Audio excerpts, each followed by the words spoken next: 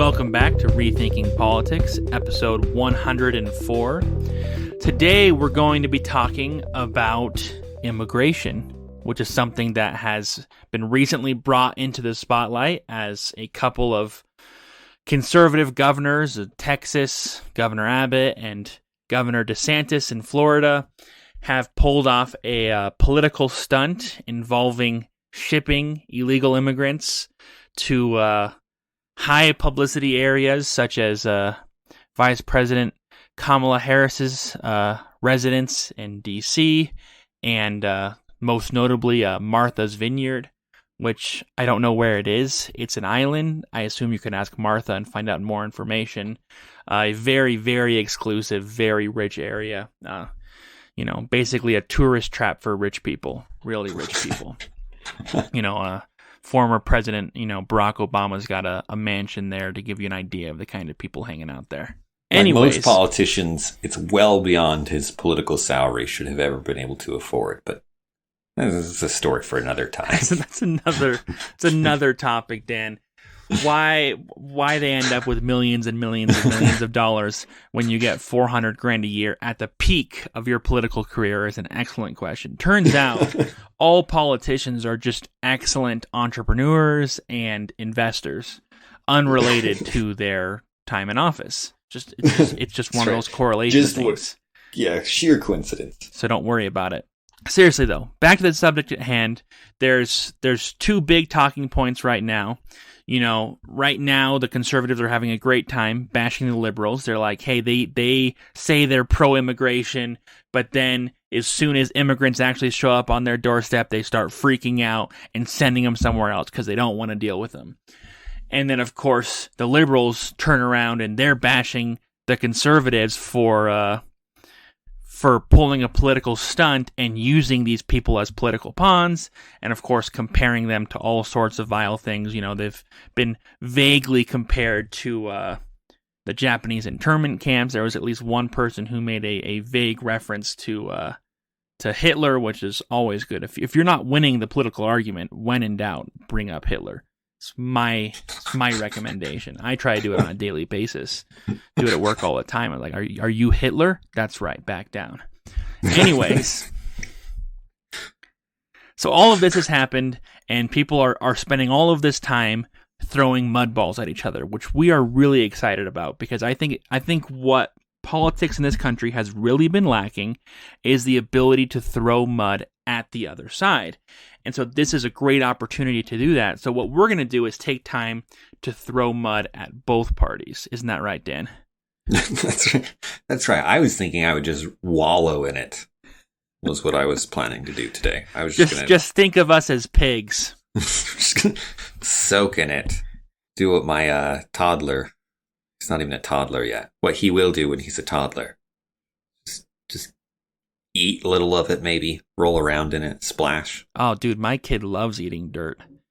Dirt or standing water in the backyard. I swear, the only kind of water he doesn't like to drink is water in, cups. Water that's actually meant for human consumption. Yeah, that water's the worst. That's the water he doesn't want. But bath water, mud water, standing water, bog water, it's the best. Yes, so there are two things specifically that we want to address here. Yes.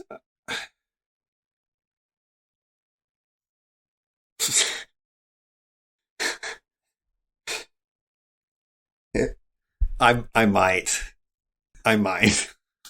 I suppose, now I don't know.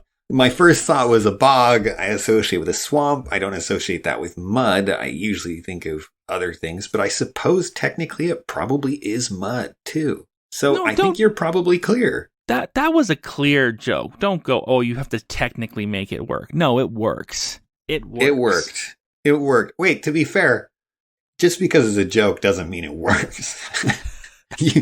Some of the things that have come out of your mouth in this show, and mine too, to be fair, but all right. I meant it works as a joke. Works now, as a joke. Do you have anything you'd great. like to say about politics? Maybe rethinking them? No, not today. No, I'm just kidding. So Martha's Vineyard was an interesting thing. The first question I asked Brad when we came together on this is like, what is this? Is it right to describe what's happening as a political stunt? Which is to say, somebody's trolling somebody. Somebody is messing with someone. It's meant to draw political attention. It's meant to make people look bad.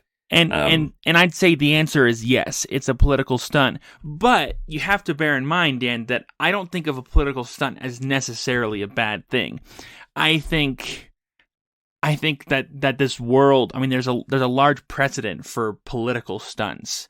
You know what I mean? Mm-hmm. I mean, like you can go back to, let's say, the civil rights movement of the 50s and 60s, and time again, what did they use? Political stunts. As in, their goal wasn't to accomplish the said thing here. You know what I mean? The goal wasn't to actually just be able to sit on the bus. It was so much more than that. You know what I mean? So yes. So to describe that as a political stunt is legitimate, but it doesn't mean what they were doing wasn't good. Right. I agree with that completely. I think a lot of politics is performative. Because if it wasn't a political stunt, you'd have to argue, well, DeSantis was like, I just didn't know where to send him, and the first place that popped in my head was Martha's Vineyard. That's what it would have to be if it wasn't a political stunt. And then all this news broke out, and he's like, why is anyone talking about this? I was just trying to find somewhere to send them. You know what I mean? This was a strategic call where he thought, where do I send these people to make news and to get attention? And the idea is he getting attention for something good? And I guess there's also the question of, was it moral to do what he did? Because there are ways to get attention where, like sitting on a bus and breaking that law is entirely moral, right? In fact, you may have a moral duty. I think you have a moral duty to break evil laws, such as things that would, legal racism and so on. And that was another thing that we immediately agreed on, was that this is. Yes, he got the agreement of the people he sent. Yes, they got it in writing even. But there's still, there was a big political game that these people couldn't have been aware of. And if you go and you look, they now know, the 50 people that were sent to Martha's Vineyard in particular, and I'm sure this is true of others, now know that this was part of a political maneuver. Mm-hmm. And what's funny is that there's a mixed reaction. Some of them are like, I don't care. And said they were grateful to DeSantis, and others were like, yeah, we feel used. And they were used, and both views are perfectly fine. They're grateful that they got sent there and got to go to such a cool place and eat awesome food and meet a lot of famous people. Yeah, I wouldn't mind getting dropped off in Martha's Vineyard. I would be a little bit annoyed when they ended up kicking me out. That's right. After 48 hours, my favorite is they were like, we don't have the services here or the facilities and those kind of things. Cracks me up because it's 50 people and there's like tens of thousands of tourists to this place every year. They don't have no housing or anyway. You could talk about the details of the morals of the people there. Some of the people who were like, this is our opportunity. We got 50 people here. Let's show people how we should treat people who are in need and actually care for these people and help them. Those voices ended up getting shouted down, not shouted down, but they did not win. The people, after 48 hours, were sent out of Martha's Vineyard. And that's going to become a little bit more clear why that happened when we talk about the immigration process itself. Because, yes, there are humanitarian facilities, as in shelter and food for 50 people in Martha's Vineyard. And that's awesome, but immigration isn't about shelter and food. Immigration is about bureaucracy. And that's what Martha's Vineyard didn't have. You know what I mean? And there is a legitimate argument to be made there. And yes. And that's a whole nother can of worms. Yeah. If you're listening to this and you've heard about Martha's Vineyard, you've probably got an opinion at this point. And so it may come to you as a surprise that this is more or less where we're going to leave Martha's Vineyard. Because the more we looked at this, the more we looked at immigration processes in general. Like, if he's going to fly 50 people to Martha's Vineyard, DeSantis, 50 illegal immigrants, right? These people don't have the paperwork. They might, through legal processes, be able to stay in the United States. But for all intents and purposes, this is an illegal immigrant, right? Mm-hmm.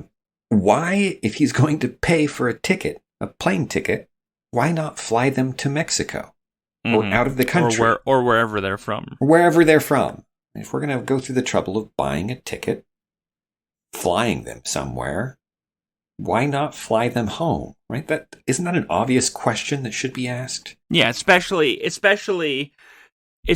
if he's a conservative who's opposed to illegal immigration in all its forms. You know what I mean? It's not like he's actually come out and said it, that he would be just fine deporting them. So we know that he's got the will. So why doesn't he do it? Why doesn't he do it? Yes. The other thing was, so much of illegal immigration seemed to me to be finding the people. Because if it was someone sneaks into the country illegally, we've got laws that if they're found, presumably they get deported. That's what I just always kind of assumed happens. And we've all seen Fun with Dick and Jane. I haven't. You haven't? Oh, it's at one point in the movie. So it's all about this guy who loses his job during the financial crash after, '08, and because his corporation's evil and screws him over. So he's trying to find work. He ends up with some people who don't have the legal right to work, behind like a Home Depot type thing, trying to find work. ICE shows up, grabs them all. He lost his wallet, and he ends up getting just deported that same day, and then sneaking back into the United States, jumping over the fence, and there's all these ICE cars everywhere, just grabbing people, and his wife shows up, and they're just booking it out of there. But the point is that in that movie and many other movies, ICE is portrayed as very competent. You know what I mean? That it's hard to get into across the border. They're right there on you if you do, and when you get caught, you're just deported. Yeah, that's it's like the thought police. People just disappear. Yeah. Yeah, you get picked up, and then the next day you're back somewhere else. Yeah, and maybe at some point in time that was closer to the truth. That is nowhere close to the truth at this point. That's not what happens. Now, it's possible that they do get picked up and they're put in some kind of detainment facility for the time being, and so you don't see them again. And it seems like they disappeared or got deported. But they're basically just arrested. They're basically just waiting for trial. But there are so many details as we looked closer and closer at the way the border functions. So if you've been a long time listener, you probably know we've talked about immigration at least once, and then we've touched on it several other times. But we had at least one dedicated episode where we proposed what we think the policy should be regarding immigration. And it's unlike what either party is pushing for. And when I say pushing for, I should probably put that in quotes because the laws just haven't changed, and they could have. They could have. Anyway, the Republicans were in control not that long ago of all three, of both houses and the presidency. Could have changed laws, didn't. The Democrats could change the laws, haven't. Well, I guess right now their majority is weak. I'm gonna disagree with you a little bit there, Dan. Please. Because I mean, you look at what Donald Trump did during his presidency, and he did make changes at the border. He did increase the border wall. As much as you want to joke about that one way or another, there actually was progress made on border security, and he did couple that with reducing the number of immigrants allowed into the United States through a variety of means. I mean, one of those was he significantly reduced the refugee cap year after year by as much as 85% versus previous years. Right. So he was making changes that made it more difficult for people to come into the United States legally, and made changes that were at least designed to make it more difficult for them to come in legally, which is a pretty clear policy. That policy says, I don't believe in illegal immigration. I don't believe in legal immigration. I don't want people coming into the United States. And if you want to read that another way, go ahead and try. But I mean, when you're cutting out refugees, which is already a small number, like pre pre-Trump, it was like 95,000 a year was the cap, and then he brought that down to 18,000 and 15,000 at its lowest point. That's a huge cut to an already relatively small number. And it's hard to justify that because that's not a simple process. That's not just letting people in across the border. That's letting people in who have references, who have done documentation, who have gone through an 18 to 24 month process, and who have a legitimate claim to needing refugee status. That's right. Refugees by definition are not coming into the country first. That's asylum. That's different. And so I would argue that conservatives are anti-immigration more than Democrats are or liberals are.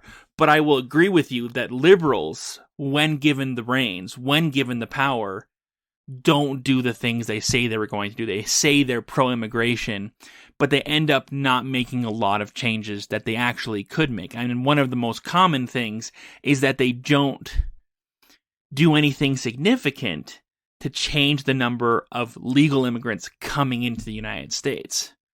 And that's where a lot of this problem stems from, is that right now we have a system that just is backwards. It is just backwards.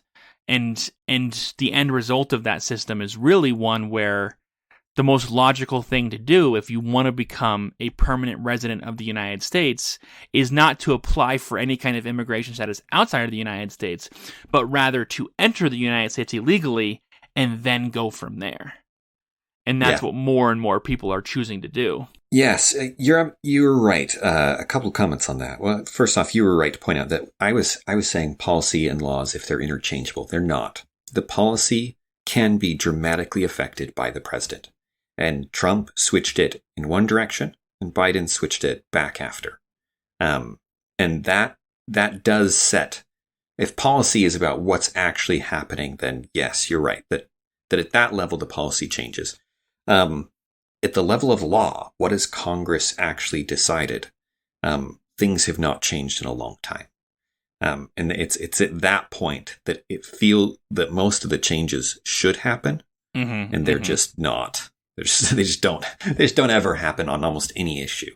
If you've listened to us, we talk about this a lot. Congress is just failing at their job. They're not really doing anything of significance. So you're right. And as the policies have changed because of how the presidents have treated it, there is a corresponding change in the number of people trying to cross the border. A lot less people tried to cross the border under Trump than are doing it right now under Biden. And that's, you can think that's good or bad, but that is something that has happened. And it makes sense. Trump was turning more people away. Was trying to increase security, trying to prevent people from getting in successfully. As we get into the way this all functions, you'll find that the most successful point at which people are turned away with no complications is at the border or before they've really crossed into the country and been here for a while. After that, it gets really complicated, even when it seems like they're clearly illegal. After that, things change dramatically. But in terms of like the Border Patrol runs into them, they can, right at the border, they can see them, they're coming across basically. You basically have them in the moment. You can solve the problem very quickly. Beyond that, it's a process, and it's not a simple process. Which for the record, makes sense, is legitimate. You know what I mean?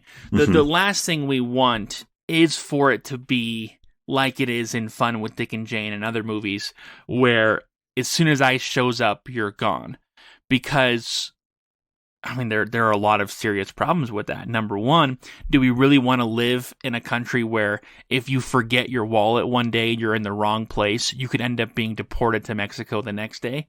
You know what I mean? That doesn't make sense. We want there to be due process. We want to make sure that, assuming this is the law, that only the people who are actually breaking the law have consequences. And so that part makes a ton of sense, right? You want there to be due process. But then it gets more complicated because it's not just about whether or not you're here illegally. It becomes a whole nother set of processes you can go through if you want to fight it. You can choose not to fight it, but most people don't because they chose to came here. They chose to come here. Words are hard. They chose to do it illegally, usually through very difficult means, expensive means, unsafe means. And so they sacrificed a lot to be here, so they're not going to walk away. So they're going to exercise as many of those opportunities as they can to stay here. And that just makes sense. It does. It does. It makes sense that we would need a process to distinguish. We would need, we mentioned refugees are different than people seeking asylum. Asylum means you show up and then you say, it's not safe for me where I'm from. It's dangerous. And that starts a process that can easily take years. On paper, it takes 180 days, but then you have appeals, and it probably doesn't actually take 180 days with the way the legal system works. Asylum makes up a small portion, a very, very small portion of the total people coming across.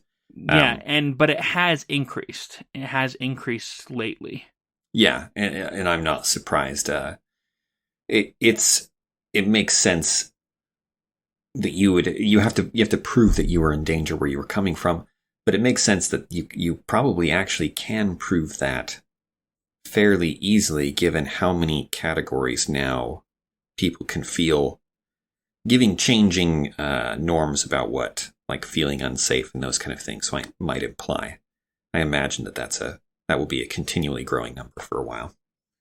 Even if the world wasn't in turmoil over I was about to say, and then you've got more countries that are struggling, and not the countries are struggling, but the people in those countries are struggling. Like, I was looking at a Washington Post article, and they said one of the reasons there's been an increase in asylum claims is because you have more immigrants coming in from Venezuela, where there's a lot of stuff going on, and they're coming to the United States and seeking asylum after they get here, because that refugee process is crap. That's the first thing we want to mention. Why would you come here and then seek asylum? Well, because the average wait time for refugee status, if you can get it, is 18 to 24 months.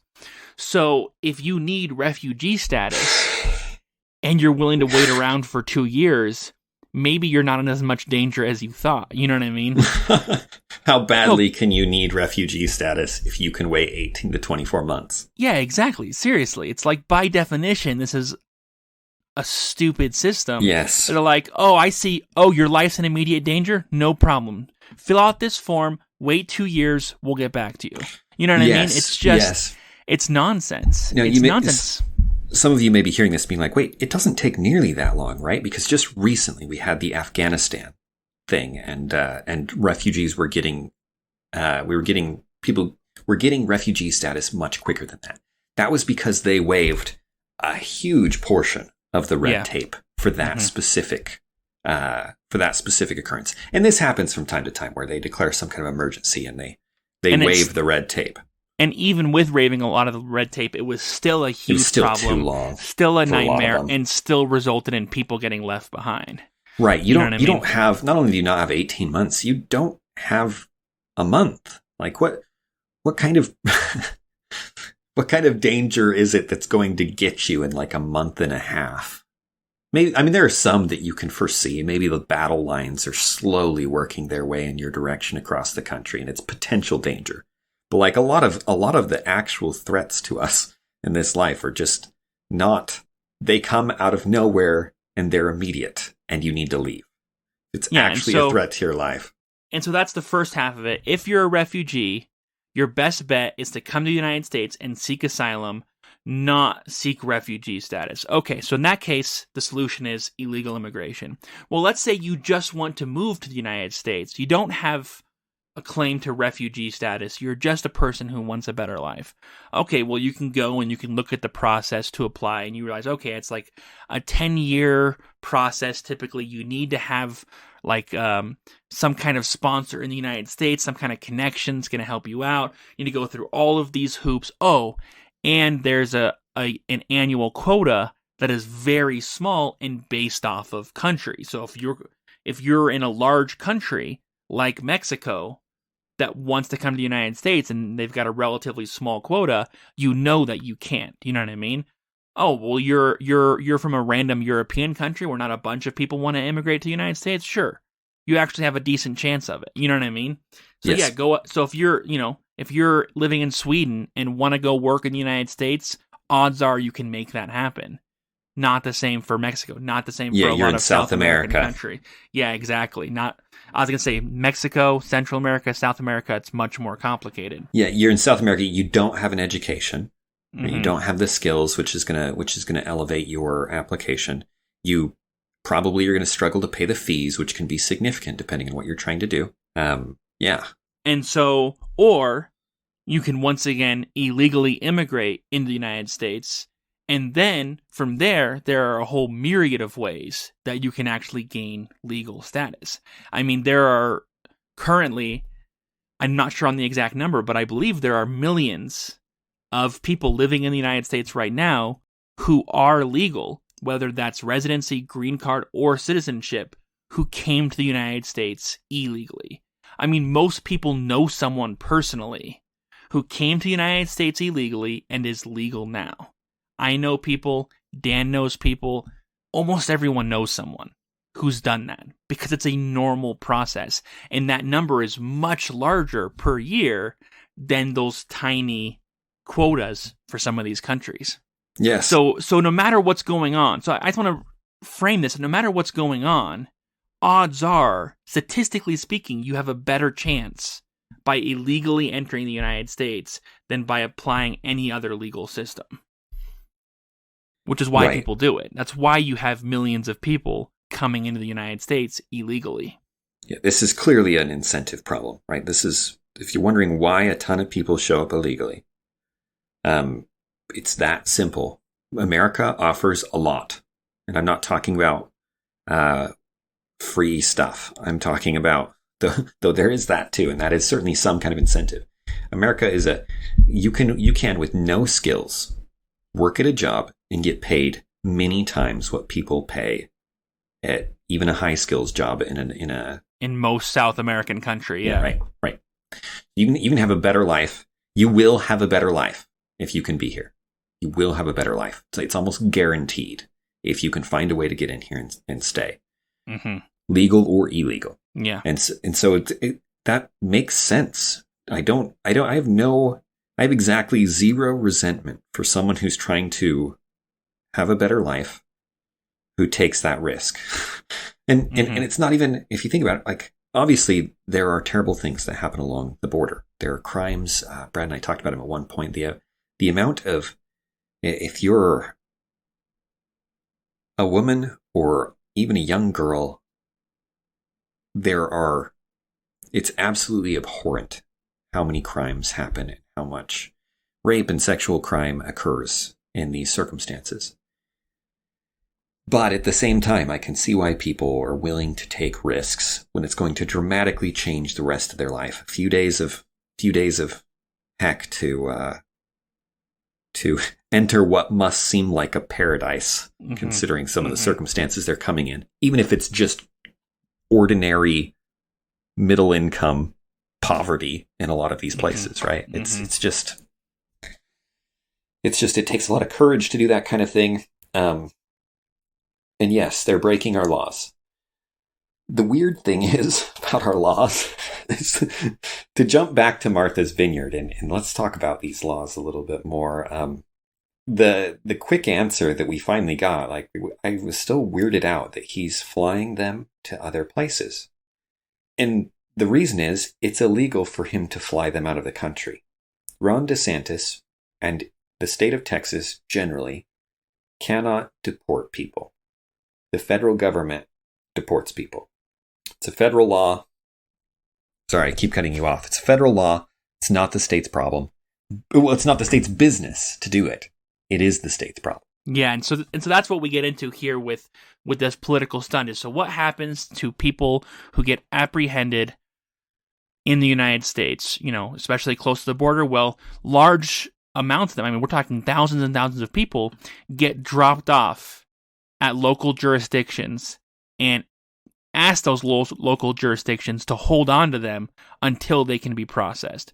So you have Border Patrol, you have ICE, you have all of these people showing up, getting apprehended, but they're not being held in federal facilities. They're getting dropped off in these border towns, all sorts of random cities, across many southern states, whether it's Texas, Arizona, etc., and said, okay, hold them here, and then so we can initiate all of these judicial processes, which are lengthy and which are just such a statistical problem. You listen to some conservatives like Ben Shapiro will talk about some of this, about the number of people who are being dropped off in these small towns where you'll have as many as several thousand showing up every week. In a relatively small town, that's an incredible influx of people. You think 50 showing up in Martha's Vineyard is bad. Having several thousand show up at once is absolutely nuts. Yeah, and the numbers can get crazy. Like at the worst, they've had over 100,000 in a week in a town that was about that size. It's like 150,000 people or something like that. They'll have places that for periods of time will regularly get 10,000 people a week. That's what are you supposed to do? like this is not at a federal facility with lots of, with the foods incoming to feed the people. The number, this isn't like a predicted inflow of prisoners at a prison or something like that, right? This is just people dropped off, no place to stay, no resources, and no doubt the federal government then tries to arrange things, but this is why you get there was that famous footage of there was something like 10,000 people in an area kind of living under this bridge just in open air camps because there's just no place for them to stay in some of these little towns. This truly is 50 people in Martha's Vineyard is not the same as tens of thousands of people in a border town, right? This is a whole different scale, and it's not something you can plan for in advance. Yeah, and that more than anything is the problem that should be brought to light by this political stunt. Is, okay, in the South, there really is a problem going on. There really is a crisis, a humanitarian crisis, not even just an immigration crisis, but a humanitarian crisis that's going on and taking place on a regular basis that isn't being solved. That something needs to be done now about this problem. And with that sentiment, we totally agree. You know what I mean? That regardless of how you feel about whether or not people should be allowed to come into this country, under existing law and existing systems, they can get in. Clearly, they can get in. They have to be able to be given this due process once they get in. And something needs to be done in the meantime. You know what I mean? You may believe, okay, well, the border should have been sealed up. Well, it's not sealed up. You may believe there should be open borders and people should be allowed to come in. That's not happening right now. You know what I mean? Right, that's not the law, and that's not what's being enforced, yeah. And so right now we have a problem, and that needs to be addressed. Yeah, it's such a weird place, because what we have laws on the books, and this is, the conservative claim at this point is basically just enforce the law, right, is what they'll say. And Democrats seem to want different laws, but they don't change them. They just try not to enforce the law. And it leaves us in this weird place where I think the laws are actually terrible. Right? But they're not being applied, but the result is not good either. And so all of that is wonderful in theory, or maybe you hate that, maybe you love that in theory, and what should be happening and what would be ideal. In practice, what it means is there are a bunch of towns in Texas, in Arizona, especially, and in California, where you get tens of thousands of people living in a town at the expense of who? And they're going to go through years of legal processes that these little towns can't possibly, that it's just overwhelming the resources and the time of the judges and the police and the facilities there. And the result is that we get a couple areas that are just absorbing massive amounts of people temporarily, expected to kind of keep track of them and help with all these different things. And they can't really do that. They don't have the resources. And so it's just like, in practice, whereas before we talked a lot about what would be ideal laws in our previous episode on this, in practice, what is happening right now is ludicrous. Brad and I kept getting to points in this where we're like, wait, and then what happens? Like, how do we end up with tens of thousands of people living in open air camps? What are they waiting for? Like, what is happening? We know they're illegal, but what's happening? Oh, they're going through these legal processes. Oh, the legal process actually makes sense. You need some process. You don't want people, just because they don't have the right papers, to be assumed that they're guilty. Like Brad said, we don't want to have to start carrying around identity cards and having our guards speak in a Russian accent asking for our papers, please. Every time I think of carrying around papers, I think of the movie Anastasia. Don't ask him why. Don't ask him why. Everyone else goes to, Nazi Germany for papers, but not Dan. He's a special character. It's the rumor, the legend. He breaks into song. Something, I can't remember the words. St. Petersburg, right? I don't know. That's right. Anyways. Another aspect of this is that this legal system is getting dragged out. And this is my personal belief, is the reason it's getting dragged out is because it's being exploited by people who are trying to help immigrants.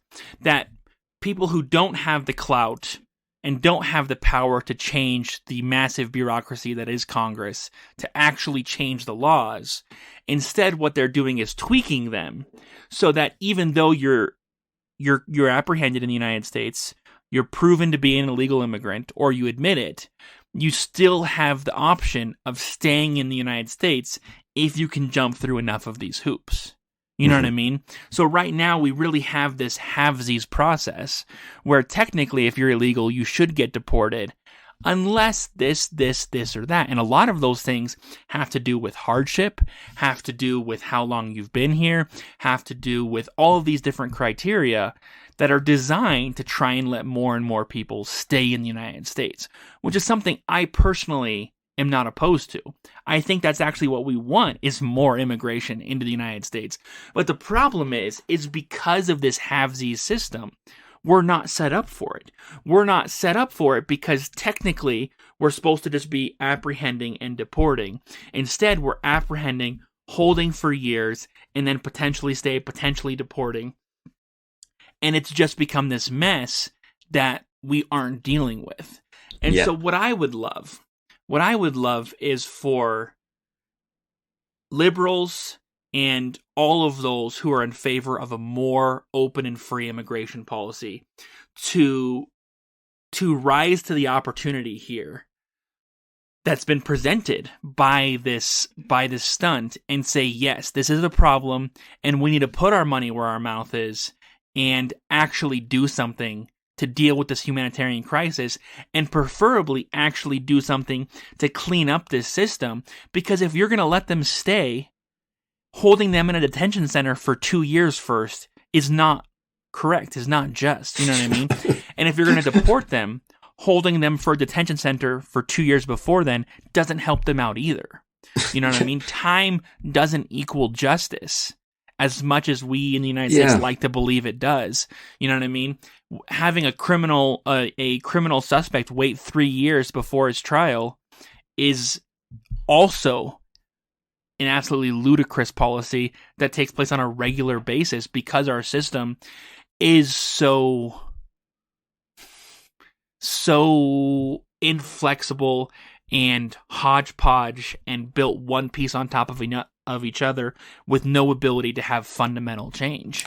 Yeah, we did an episode where we talked about that with the guy who drove through the Wisconsin parade, and he got out on, there was the bail questions. And so we talked about this process of how people get stuck in a situation where if they're innocent, we are horribly wronging them. We are punishing an innocent person. And if they're guilty, let's let's get to it. Like 3 years isn't going to help you gather evidence. You don't, if there was a crime committed, right? Everything you need is there within the crime scene. Like, the longer you wait, the worse off you're going to be in terms of gathering evidence. But that's not what's taking so long, right? It's various legal processes and bureaucracy and courts being backed up and the kind of things that are really management errors rather than necessary things. And if you want to see backed up bureaucracy, you should imagine what's happening in these small towns where where it at one point they got. If you look at the numbers, it's crazy. There are literally millions of people making it across the borders and getting into this place where they need to be, where they're caught and they're detained and they're put somewhere to await this process. Millions of people.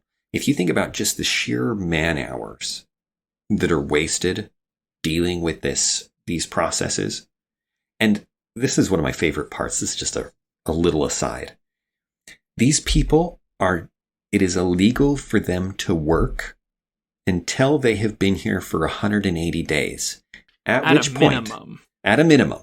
which point they can apply for a work authorization while they wait for their trial and other things to continue, right? And that's primarily for those seeking asylum, right?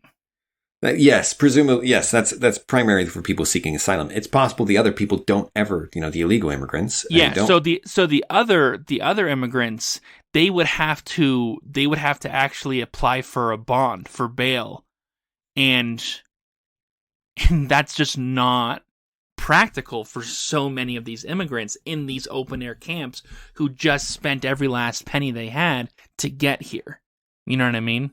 They don't have those resources. They don't have those connections in order to make that happen. You know what I mean? Yeah. The immigration process is a mess. I have a friend that I've mentioned before whose wife just recently went through a several year deportation process in order to stay in the country years after she first got her green card because of a paperwork mistake that was made years ago, right? And then years afterwards, it's discovered because she was trying to apply for U.S. citizenship, which is, a normal thing. You after a certain number of years with the green card, you can apply for U.S. citizenship. They find the mistake from the past, and they're like, oh, well, we're going to deport you now, right? Completely logical. So then they go through this several year process in order for her just to stay in the country. She's been here, I don't know, like 25 years? Ridiculously long time, right? And over 10 of those was with a green card. You know what I mean? Yes, yeah. So all of this is going on. It's this several year process here in the state of Utah. So this is not one of these border towns that's overwhelmed with huge open air camps, right? This is somewhere it's relatively far away from the border, shouldn't have a huge backlog of immigration cases, you'd think, right? And yet still, it took way longer than it was supposed to. The court dates were delayed over and over and over again.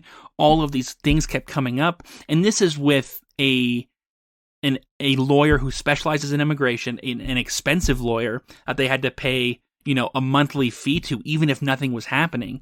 And all of this resulted in a several year process in a state that's not backed up. You know what I mean? So imagine how much worse things are if, number one, you're one of 20,000 immigrants in an open air camp who are trying to go to this one court building down the street to handle this process. You know what I mean? You're trying to fill out the paperwork. You're trying to meet with your lawyer. Yeah, exactly. But you don't have any money, so you're just getting whoever's assigned to help you out. You know what I mean? You may not speak the language. You know what I mean? You're gonna need a translator. Unlike my friend's, wife, like it was just a whole, like they had everything going for them. Everything going for them. They had contacts. They had, he was a U.S. citizen. He's a U.S. citizen. And so that helped their case. They had connections. They had money. They had, a fantastic lawyer. And they weren't one of 20,000 in a camp. And yet it was still a several year process that was dicey at best. You know what I mean? Yeah. Can we all agree that quicker courts should be a very high priority that 100% of the country wants? Like, is there a downside to operating, say, twice as fast. Cut that down to a year and a half at least. Like this isn't no kidding. There's some controversy here I'm not aware of where it's like, especially because so many of these delays are literally postponed court dates. And the thing with a postponed court date is you have to have everything ready for that first court date. So when it postpones, it doesn't help you. You know what I mean? You had everything ready for that day. For a criminal case, you had witnesses ready. You've taken off work. You know what I mean? You've got your lawyer here who studied all this stuff. Now you got to postpone. Now you have to do all of that again. You know what I mean? It doesn't make it easier. It makes it harder on top of the extra time. Yes. There's the constitutional amendment. You may know it off the top of your head. The right to a speedy trial is included in one of the amendments. I just think, geez, boy, have we lost that. What on earth constitutes speedy anymore? They're like, you will be alive for the trial as long as you're in good health and young when it starts. When you're accused. That's right. Exactly. That's right. So many points along this process. The states, so Texas obviously has a major interest in doing something. And every time they try and do something, not every time, they found a few things they can do. But in general, when they try and do things, it gets shot down by the federal government who says, no, that's because immigration laws are federal laws. Now, which they should be. It makes sense. That makes some sense. Originally, that was not the case. Originally, every state basically did their own thing. And originally, they basically had no incentive to do anything. So immigration was there were requirements for owning property, and those requirements were often discriminatory and not just against blacks, which should be unsurprising at the time of the American Revolution, where in some states they were treated extremely poorly, but also other there were lots of funny. I say funny. There were lots of they're funny and because of how random they are and arbitrary they are, where they're like, this particular state didn't care so much for Asian immigrants, or this particular state really disliked Roman Catholics. Yeah, back when state endorsed prejudice was just standard, just part of the norm, standard practice. Yeah, your state was designed in part because you were tired of being excluded and you wanted to do some excluding yourself. Yeah, exactly. You'd created a religious state essentially, and you wanted it for people like you, and that was pretty normal back then. But anyway, I digress. So where does that leave us, Dan? That leaves us with an incredibly broken system. And maybe fundamentally one of the problems here is that they are primarily conservative states who are dealing with the problem. And these are the conservative states who are anti-immigration already. And so the federal government and lots of other people tend to ignore them. You know what I mean? I've never paid attention to this before. I've never paid attention to it. When they've complained about the immigration crisis, I assumed they were talking about immigrants coming into the United States illegally and stealing our jobs. You know what I mean? Or the rhetoric. Yes. Not an actual crisis where it's like, hey, we don't have the resources to handle this, which is fundamentally different and a lot less partisan. Yeah. And so that leaves me thinking, yeah, I mean, the political stunt, there were some drawbacks to it. There were some questions of people being used as pawns. But assuming none of them were lied to, none of them were misinformed, and none of them were mistreated, at the end of the day, I'm glad this happened. You know what I mean? I'm glad this happened so that we have the opportunity as a country to look at what's going on and say we need to do something about this, because this is something that we are doing. This is our federal policy that is encouraging people to enter the United States illegally and then to go through these processes in these places. And so we have a responsibility to provide for them, to come up with a system that handles it much more efficiently so that we're not providing for them in an open air camp for years and years, but rather a much shorter time, which is better for them and way better for us. You know, and that may cost more in the short run, but in the long run, it's going to save whoever's currently paying for these camps, I assume it's split. I assume the federal government's offering some resources, but it's never actually enough, and that the states are having to step in. But it's going to save all of these groups money because you're not going to be keeping them here for so long. Yeah. It's going to be better for the immigrants so that they can actually get their lives moving forward instead of spending years waiting. And it's going to be better for the people in these areas who are having to, turn their lives around in order to deal with, this mass influx in these camps. Because if you're going to argue that having a camp population of 100,000 inside a town of 100,000 doesn't negatively affect that town, you're absolutely wrong. You know what I mean? It's going to have serious economic consequences. Yeah, it would be one thing to say your population is going to increase by 100,000. It's entirely different to say there's going to be 100,000 people here and they can't work and they're not going to be here for very long. Mm-hmm, mm-hmm. But we don't know how long. Right? We don't know how long. And then who knows where they're going to be after that. Maybe they'll be deported. Maybe they'll be allowed to stay and they're going to go somewhere else. But for now, you just have to deal with it, right? That's just a weight. There's no boon there, right? There's no a town. I think there are times where with Brad and I's preference for immigration, you could have significant increases in population, and it would take a while for that to play out well. Initially, there would be hardships, but it's very different than this. It's very because they'd be coming to work, right? They would be. The point would be they would want to be doing things, whereas right now we're like, you know what we think you should do? We think you should sit on your rear for an indefinite amount of time. I don't know how long it's going to be. Much longer than anybody wants. And we're just going to figure out all the details of your life for you. But you can't go anywhere. Like, who is this good for? Mm-hmm. Mm-hmm. It's just a mess. It's just a mess. We want an immigration policy that's on purpose. It would be almost as if, how people are talking about removing the bail system, and removing the cash bail, It would be as if people were proposing that we remove the cash bail and replaced it with a no bail system. Why don't we just have them all wait in jail until their court dates, Why not throw an extra 2 million people in jail while they await these decisions for years and years? Because that's a horrible idea. You know what I mean? It's awful for them. It's super expensive. It's like, okay, well, that's what we're doing over here with immigration. Why isn't it a horrible idea here if it's a horrible idea there? Yeah, and I think ultimately it comes down to we just didn't know what was happening there. I really didn't. I had no idea that this is what was happening here. And I'm living in Texas right now, right? I'm in northern Texas, but we've talked about immigration a lot. I think that's one of the things that we think about all the time. I had no idea what the actual physical process were looking like and what that implied for the people that are actually managing the day-to-day influx of people, of millions of people. It is broken. It is really, really broken. And something needs to give. I think, and especially for the sake of the immigrants, you mentioned somewhat too. We don't want people gambling on getting into the country this way. Mm-hmm.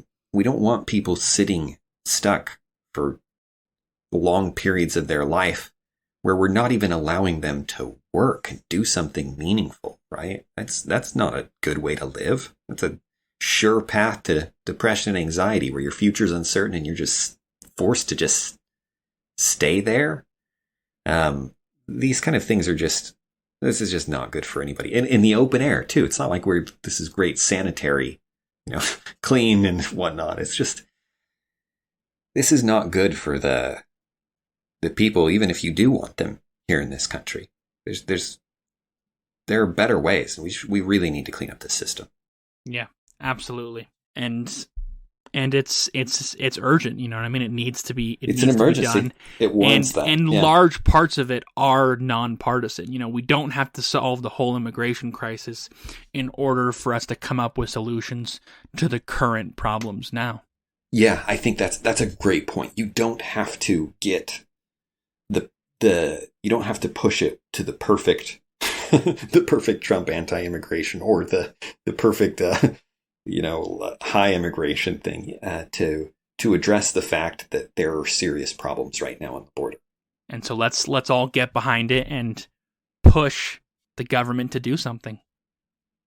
With that, thank you for listening. This has been an episode of Rethinking Politics. You can find us on all of the major podcasting apps or on YouTube.